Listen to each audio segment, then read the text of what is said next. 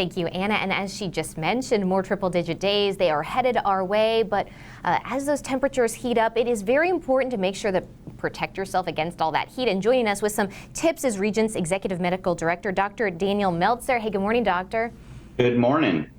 We've been talking a lot about this, but it's nice to get an expert because we're just like, be hydrated, stay out of the sun. But just to recap, how does heat affect us?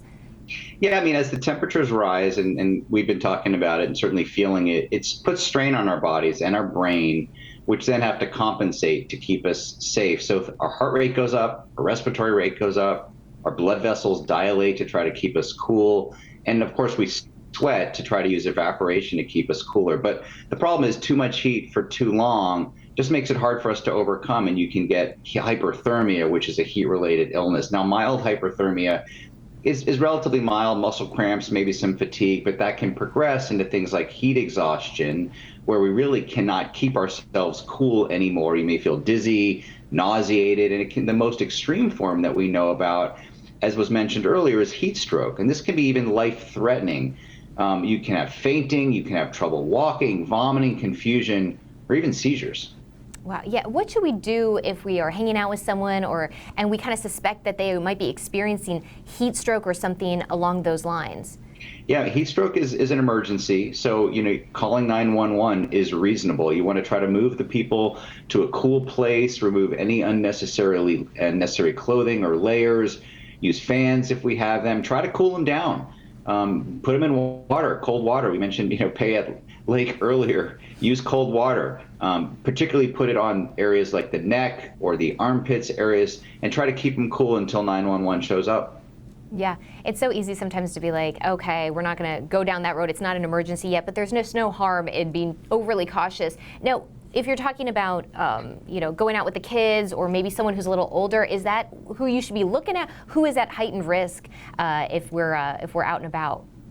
Yeah, I mean, great question, and it's kind of who you'd think, right? The extremes of age, typically. So infants and young children, as well as older adults, they simply cannot cool their bodies as well as those of us that are not at those extremes of age. So beware of young children under 3, beware of older adults, 70 plus, for example, and then obviously anyone with any certain medical condition, people that have heart problems, lung problems, kidney problems, and obese people as well. That population has a hard time staying cooler.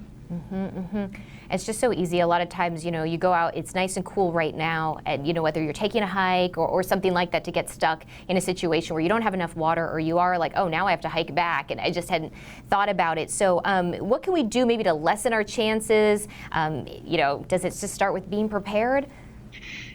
Like everything, right? Preparation. So stay hydrated, and stay hydrated before you start to go do your activities, right? You don't want to wait until you're already thirsty. That's really too late. Try to avoid things like caffeine, which I know, people certainly enjoy in the morning, but caffeine and alcohol in particular can cause our bodies to lose water more rapidly. They actually cause us to excrete water, so that's dangerous when we're trying to retain it. And then take breaks when you can. Try to stay indoors in air-conditioned spaces. Loose fitting, lightly colored clothing is safer if we are going to be outside. Wearing hats is really important.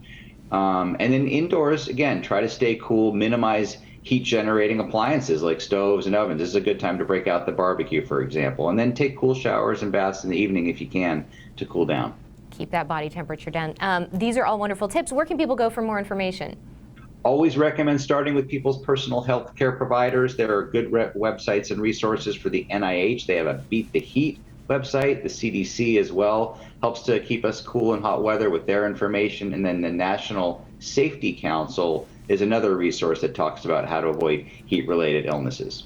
Awesome. Thanks so much. Okay, thank you, Dr. Meltzer.